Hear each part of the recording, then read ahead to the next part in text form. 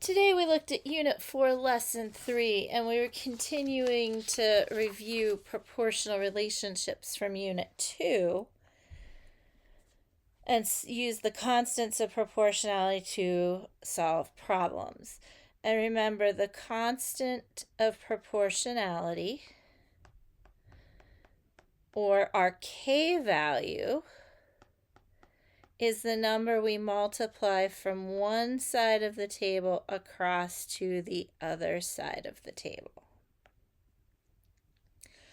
We started with this problem. A recipe calls for 1/2 cup of sugar and 1 cup of flour, and we were to complete the table to show how much sugar and flour to use in different number of batches of recipes. And different groups did different things. Some of you went down the table and said, well, to go from 1/2 to 1, we multiply by 2. So 1 times 2 is 2. When we go from an x to an x, or a y to a y value, we're using the scale factor. If I go across the table from x to y, from one variable to another variable, in this case, to go from sugar to flour, I'm multiplying by 2. That's my constant of proportionality. The constant of proportionality is the same throughout the table. The scale factor doesn't have to be the same.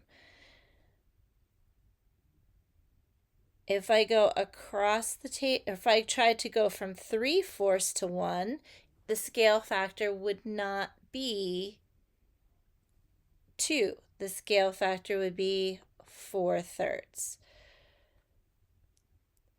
So going across the table using our constant of proportionality, going from sugar to flour, if I multiply 3/4 by 2, we get 6/4, which simplifies to 3/2, or 1.5.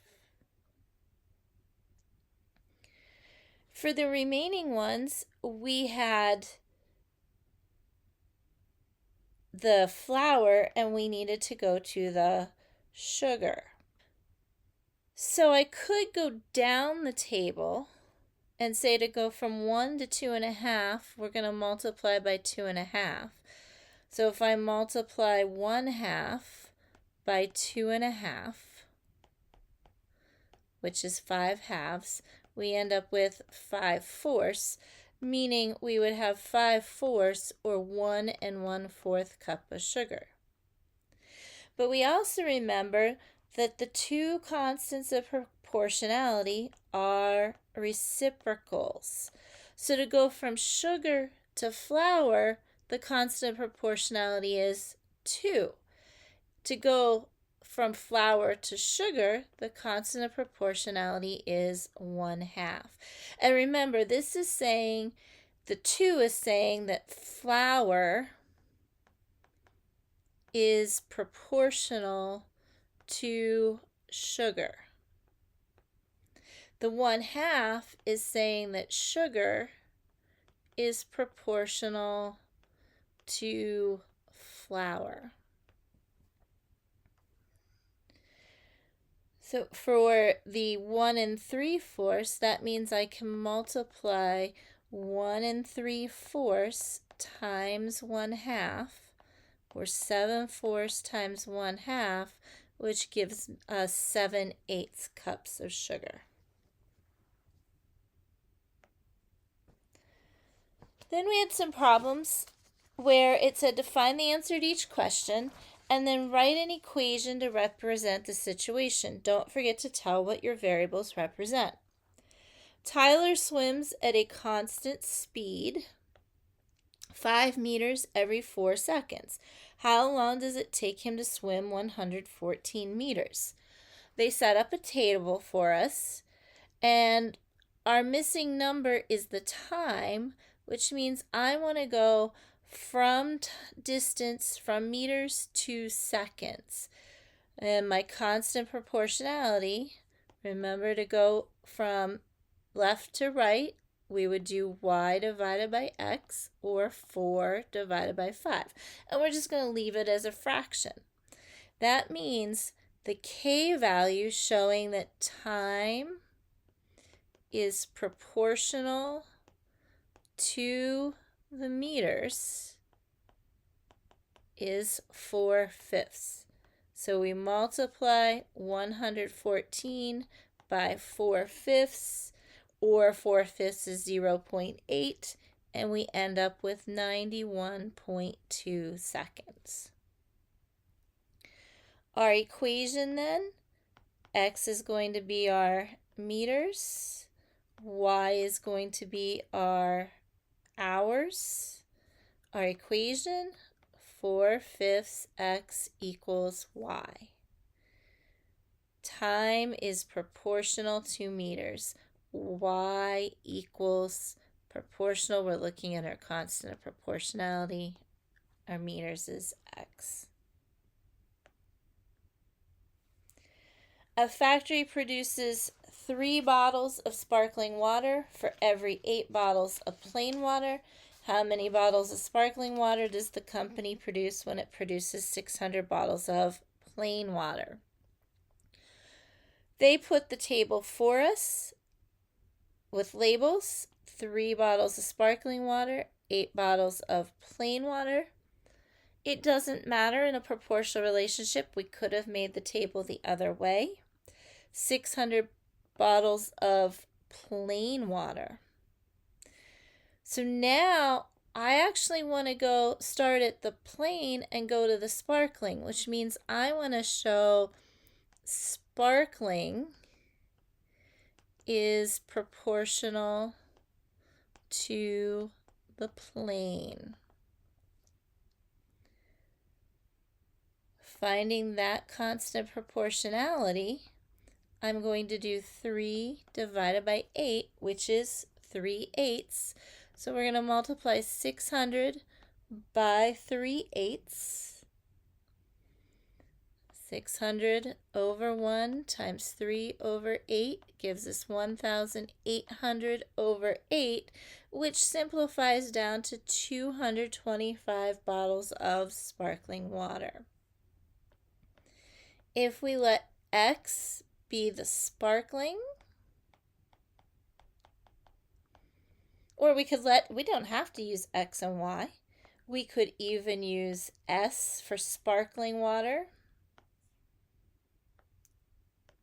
and P for plain water. Sparkling is proportional to plain. S equals for is proportional, that's my constant of proportionality, to plain P.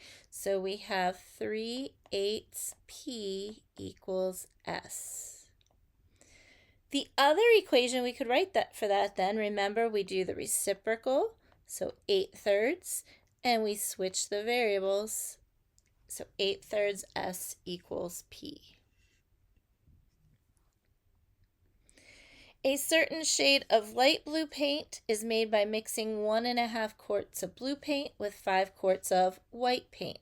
How much white paint would you need to mix with 4 quarts of blue paint? So it gives us blue quarts. Now we have to make our own table. And white quarts. 1.5 blue for 5 white. How much would we need to mix with 4 blue? That means I want to find white is proportional to blue. I want to start at blue and go to the white. We're going to do 5 divided by 1.5. 5 divided by 1.5 divided by 3 over 2 is the same as 5 over 1 times 2 over 3, which is 10/3. And then we're going to multiply 4 times 10/3 gives us 40/3. And 40/3 as a mixed number is 13 1/3. So let's use B for blue paint